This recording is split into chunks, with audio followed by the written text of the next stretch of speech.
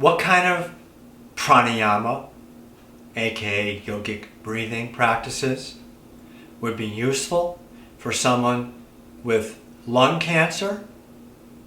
For the answer, stay tuned.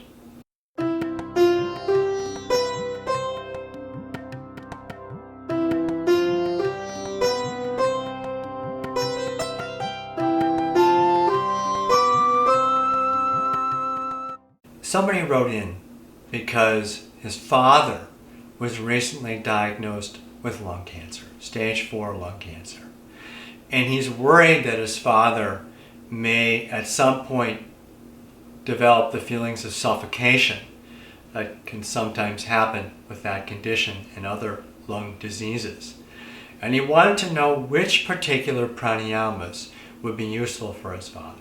One of the principles of yoga therapy and part of my mission with this channel is to get people to give up the idea that we prescribe particular practices on the basis of the condition alone.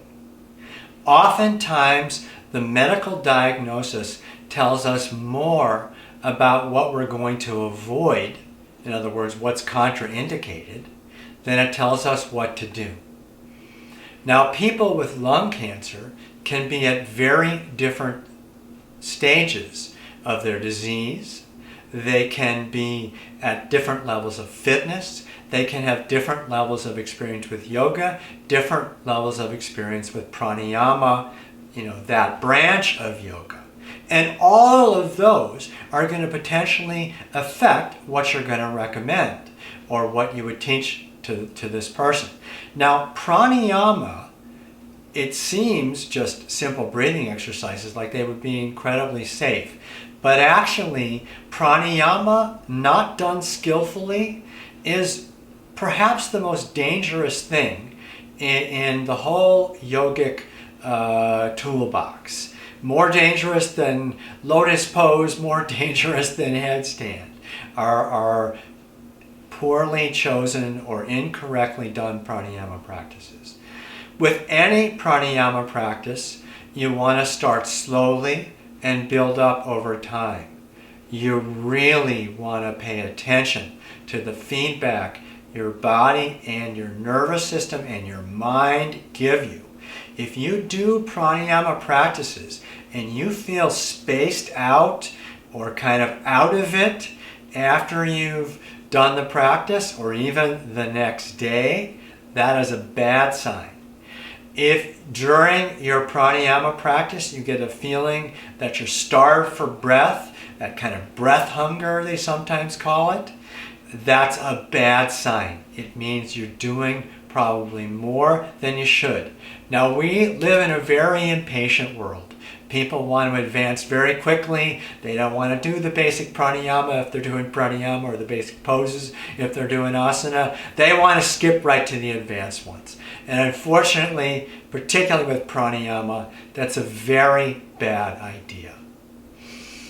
I do feel that working with someone, for example, say your father doesn't have experience with yoga and pranayama, or very little experience, then what I would do is probably start with some very gentle breathing, perhaps lying over a bolster or something to support the spine, open the chest, supporting the head if necessary with a folded blanket, and then have them do simple, complete yogic breathing. Now, complete yogic breathing is the idea of using the abdominal muscles to squeeze, squeeze, squeeze all throughout the exhalation. Really like wringing out a sponge. Squeeze the air out of the lungs, which then allows more breath to come in on the subsequent inhalation. This alone could be very good preparation for what may come for your father and for anyone who wants to improve their breathing.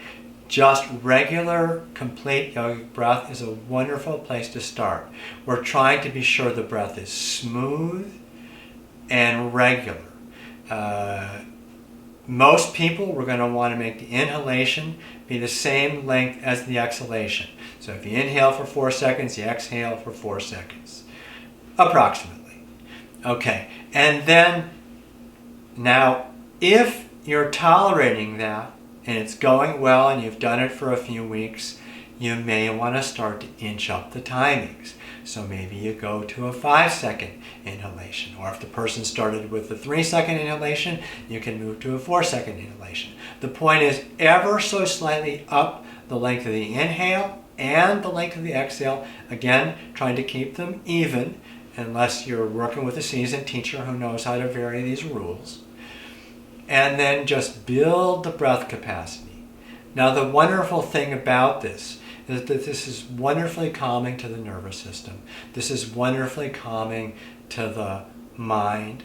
If your father's just been diagnosed with a stage 4 cancer, that is an incredibly stressful event all by itself, no matter what else has been happening in his life.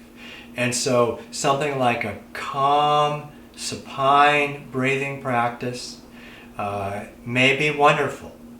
But again, when in doubt, please get a teacher to go over this with you. If you're a teacher yourself, please be sure to follow your father. Notice carefully how well he's responding to what you do. And then hopefully give him some tools that'll help him for the rest of his journey. Okay. Thank you so much. Good luck to you.